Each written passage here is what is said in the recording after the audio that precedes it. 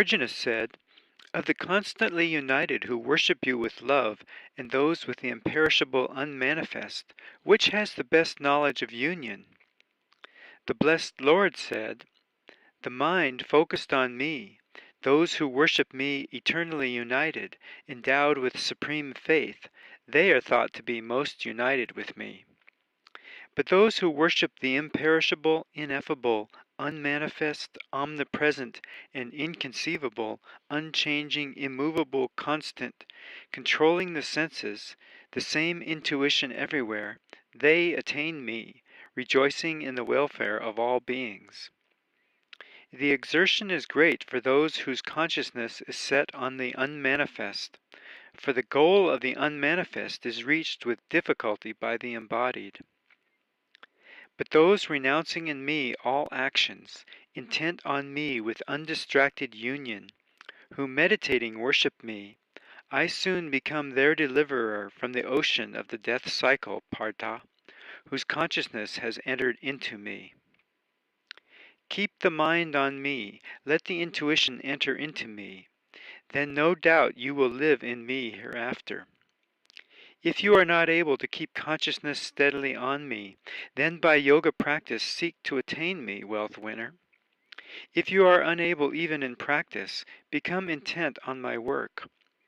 Doing actions for my sake also, you will attain perfection.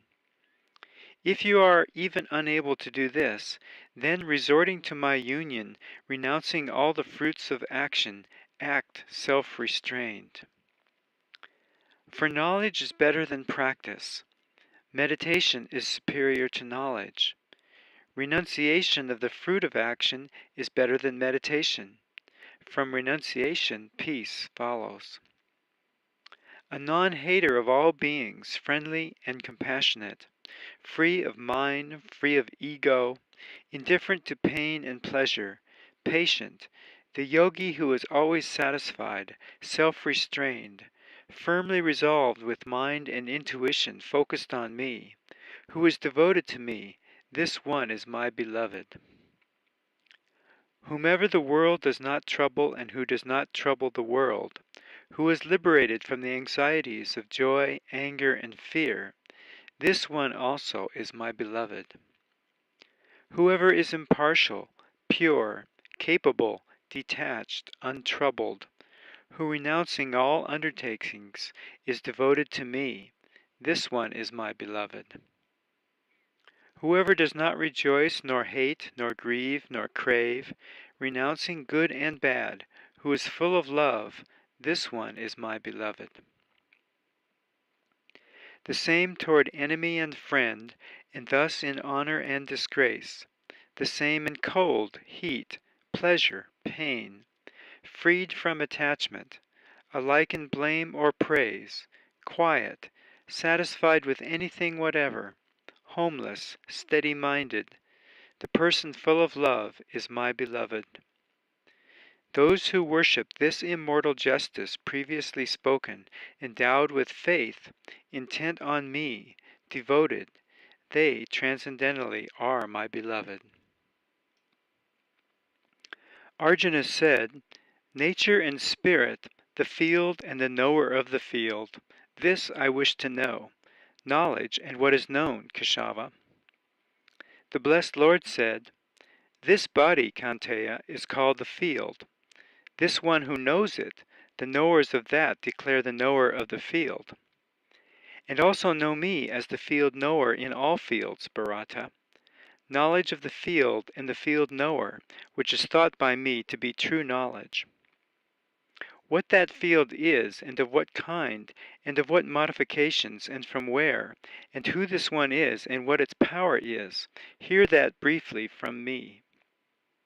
Chanted many times by the seers in various sacred hymns, and distinctly in God's scriptures, with undeniable reasons, the great elements, ego, intuition, and the unmanifest, the senses 10 and 1, and the 5 objects of the senses, desire, aversion, pleasure, pain, combination, consciousness, firmness, this in brief is the field described with modifications.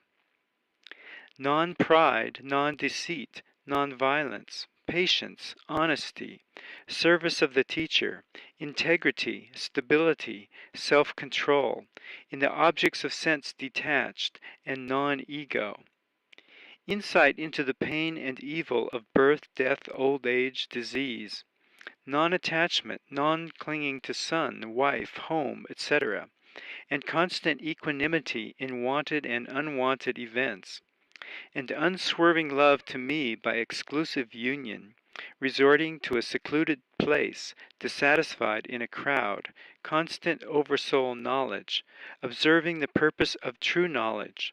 This knowledge is explained thus.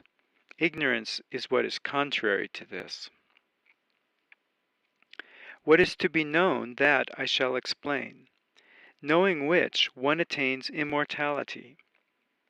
This beginningless supreme God is said to be neither being nor non-being, everywhere having hands and feet, everywhere eyes, heads, faces, everywhere in the world ears. This stands all-pervading, the appearance of all sense qualities, freed from all senses, unattached, and yet all-supporting, free of the qualities and enjoyer of the qualities. Outside and inside of beings inanimate and animate, because of its subtlety this is unknown. Also far away and nearby is this, also undivided, and as if staying divided in beings. Also supporting beings, this is to be known, the devourer and the creator. This is even the light of lights, said to be beyond darkness, the knowledge to be known, the goal of knowledge, situated in the heart of all. Thus the field and the knowledge to be known are described. My devotee, understanding this, approaches my essence. Know nature and spirit, both also beginningless, and know the modifications and qualities coming from nature. Concerning the doer, the doing, and the instrument, nature is said to be the cause. Spirit is said to be the cause in the experiencing of pleasure and pain. For spirit, situated in nature, experiences the qualities born of nature. Attachment to the qualities is the instrument of its birth in good and evil wombs.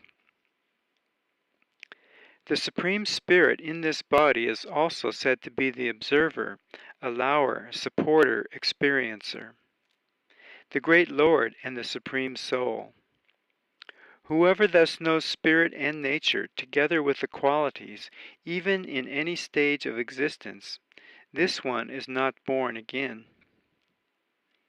Some perceive the soul through meditation by the soul in the soul, others by Sankhya Yoga, and others by Action Yoga.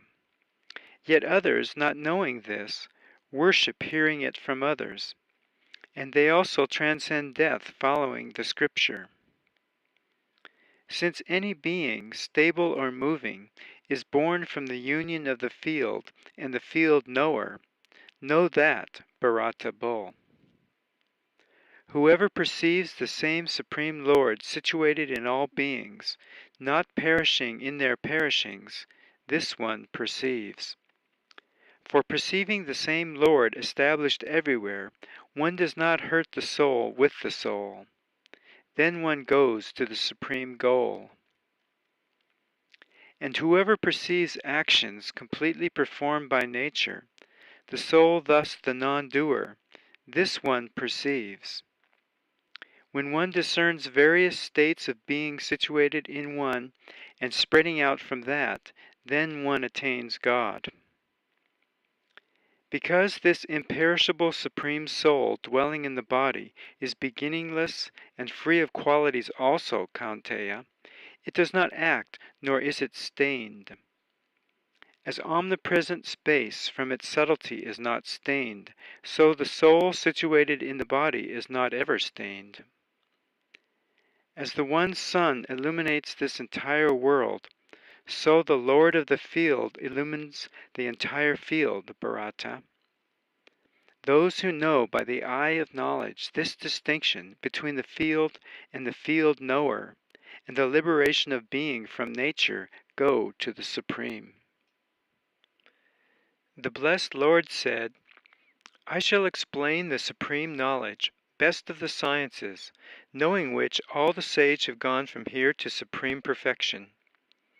Having recourse to this knowledge, arrived at my state of identity, even at creation they are not born, and at dissolution they do not tremble. My womb is great God, in it I put the seed. The origin of all beings comes from there, Bharata. In all wombs, Kaunteya, forms come to be, of which God is the great womb. I am the seed-sowing Father. Goodness, emotion, darkness, thus the qualities born of nature bind the great armed one, in the body the imperishable embodied one. Of these, goodness, free from impurity, illuminating, healthy, binds by attachment to happiness, and by attachment to knowledge, sinless one. Know that emotion, whose soul is passion, is born of thirsty attachment. This binds down the embodied one, Kaunteya, by attachment to action. But know that darkness is born of ignorance, confusing all embodied ones. This binds down by negligence, laziness, sleep, Bharata. Goodness causes attachment to happiness, emotion to action, Bharata. But obscuring knowledge, darkness, even in negligence, causes attachment. Prevailing over emotion and darkness, goodness comes to be, Bharata. Emotion over goodness and darkness, likewise darkness over goodness and emotion. When the light of knowledge is born in all the doors in this body, then it may be known that goodness has thus grown powerful indeed. Greed, exertion, undertaking of actions, unrest, lust, these are produced when emotion is in power, Bharata Bull. Lack of light and lack of exertion, negligence and confusion, these are produced when darkness is in power, Kuru Joy. But with goodness and power, when the embodied one goes at dissolution, then one arrives at the stainless worlds of the knowers of the highest. Going to dissolution in emotion, one is born among those attached to action. Likewise, dissolving in darkness, one is born in wombs of the deluded.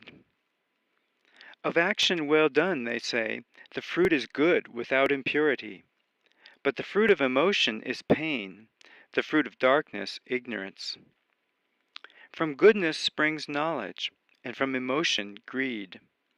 Negligent confusion comes from darkness, as does ignorance.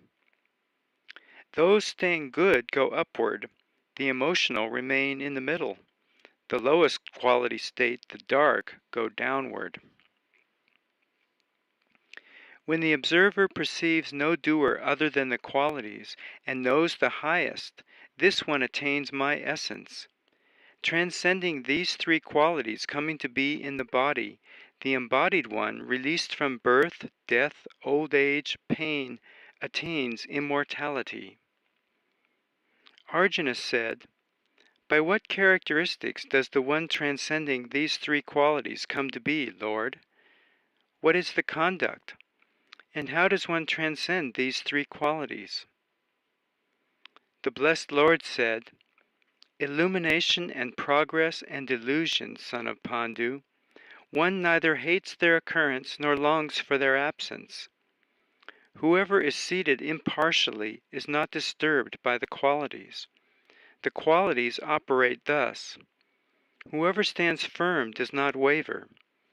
The same in pain and pleasure, self-reliant, the same to a clod, a stone, gold, equal to the loved and the unloved, constant, equal to blame and praise, in honor and dishonor equal, equal toward friend and enemy, renouncing all undertakings. This one is said to be quality transcending. And whoever serves me with unswerving devotional union, transcending these qualities, this one is fit for God realization. For I am the foundation of God, of the immortal and of the imperishable, and of everlasting justice and of absolute happiness. The blessed Lord said, "High the root, low the branch. They say the asvattha tree is eternal. Its leaves are sacred hymns. Whoever knows this is a Veda knower. Below and above its branches spread, nourished by qualities sprouting sense objects. And below the roots stretch forth, engendering action in the human world. Its form is not perceived here in this way, nor the end, nor the beginning, nor the maintenance. This Ashvattha tree with fully grown root being cut down by the strong axe of detachment, then that place is to be sought, having gone to which they do not return again. And I take refuge in that primal spirit from where ancient progress flowed. Without arrogant delusions, with evil attachments conquered, the eternal oversouls, with desires turned away, released from dualities known as pleasure-pain, go unconfused to that imperishable place. The sun does not illumine, nor the moon, nor fire, that place going to which they do not return. That is my supreme home. My primeval part becoming alive in the world of the living, draws existing in nature the senses, of which the mind is the sixth. When the Lord acquires a body, and also when the Lord departs, taking these, the wind blows sense as if from the source, presiding over hearing, sight, touch, taste, and smell, and mind. This one enjoys the objects of the senses. Whether it is departing, staying, or enjoying, those confused by the accompanying qualities do not perceive. Those with the eye of knowledge do perceive, and striving yogis perceive this one existing in the soul, while striving undisciplined, thoughtless souls do not perceive this one. That brilliant sunshine which lights the entire universe, the brilliance which is in the moon and in fire, know that to be mine. And entering the earth I maintain creatures with energy, and I nourish all plants becoming the flavor-souled nectar. Becoming digestive fire entering the body of the breathing, uniting with the breath, I digest the fourfold food. And I am seated in the hearts of all. From me are memory, knowledge, and reasoning. And I am recognized by all the Vedas. I am the Vedanta maker and the Veda knower.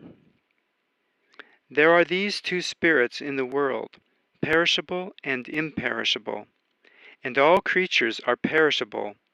The imperishable is called unchanging. But the highest spirit is another, called the Supreme Soul, who entering the three worlds as the undying Lord supports them. Since I transcend the perishable and am higher than the imperishable, therefore I am celebrated in the world and in the Veda as the highest spirit. Whoever thus unconfused knows me as the highest spirit, this omniscient one worships me with the whole being, Bharata. So this most secret doctrine explained by me, blameless one, intuiting this, one should be enlightened and accomplished, Bharata.